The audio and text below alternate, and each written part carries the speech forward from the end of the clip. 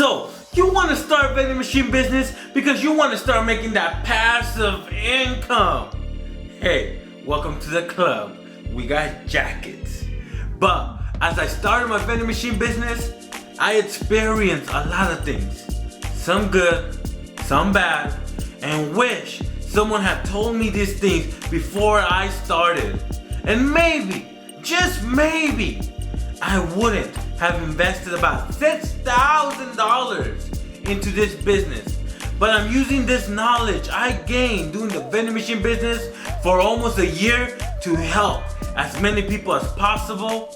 So here's some free 99 knowledge, the pros and cons of having a vending machine business. And at the end of this video, me and another YouTuber are giving 3 lucky people the chance to start their own business for free. So make sure to stick around.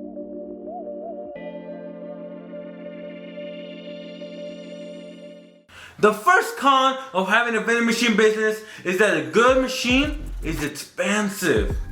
I started buying vending machines used on Facebook Marketplace and Craigslist, and out of the 3 machines I bought used, only 1 worked.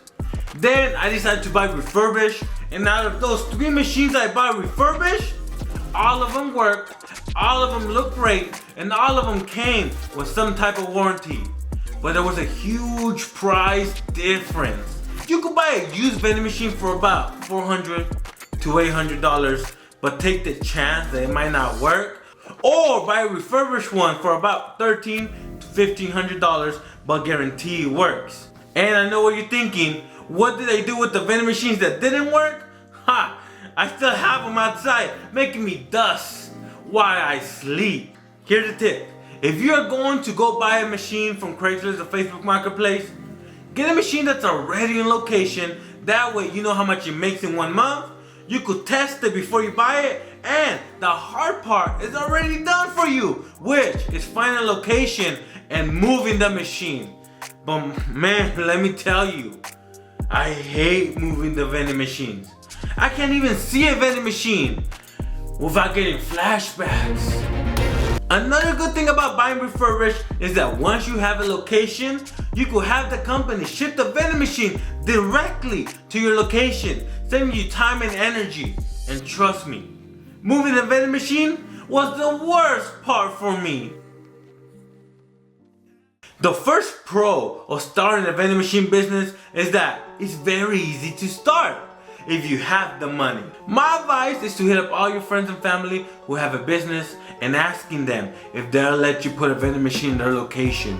Once you have your first confirmed location, then buy the vending machine, have it shipped to that location, stock it up, and now you're making that passive income.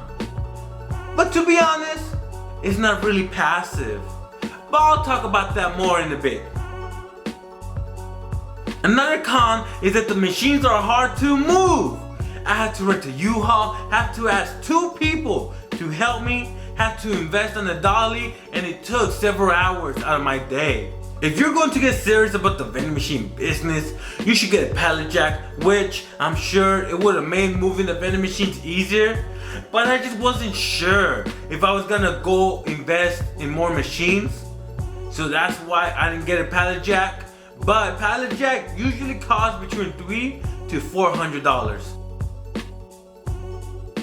The next pro is that you only have to check up on your machines once or twice a month. You're making money while you sleep. If you really have a busy location, you'll be checking up on it once a week.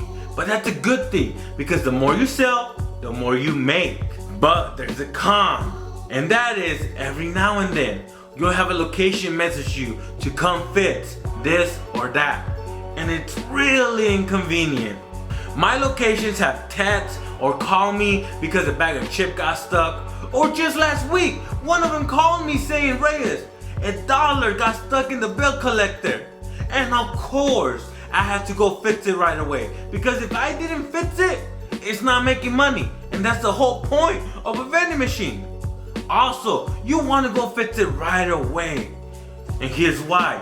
I remember when I had my candy machine business, they called me saying the Gumball slot was stuck, and I thought to myself, I'll fix it later. I'll fix it when I show up, you know?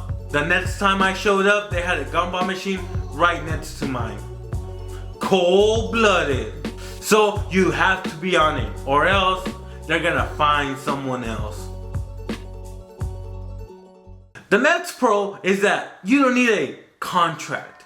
Meaning, all of my locations have been on handshake agreements. Even if I offer commission, they will just take my word that I'm giving them 10%. Of course, if a location asks for a contract, then you have to. But I've had over 30 locations with candy machines and vending machines, and not one has ever asked for a contract. And might as well include it here, and that is the business license. Because people are always asking me, but Reyes, what about the business license?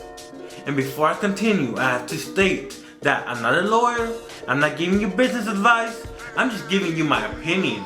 And my opinion is that when you first start, don't worry about a license. First, test out the business, get a candy machine, get a location, see how much money it makes in 1 month. If you like the business and decide you're going to stick to it and grow it, go get your business license and get business insurance. How do you do that? Just Google how to get my business license in whatever state you're from, and that would help you. But I would just like to mention, none of my locations have ever asked me for a business license or business insurance, but if they did, I'm ready. The next con is that it's hard to find a good location. Finding a location is kind of hard, but finding a good location is harder. And there's 2 ways of getting a location. You go knocking on as many doors as possible, or you know someone that could use a vending machine.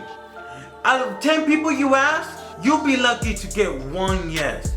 So get ready to get rejected. And I'm not telling you this to discourage you. I'm telling you this so you know what to expect.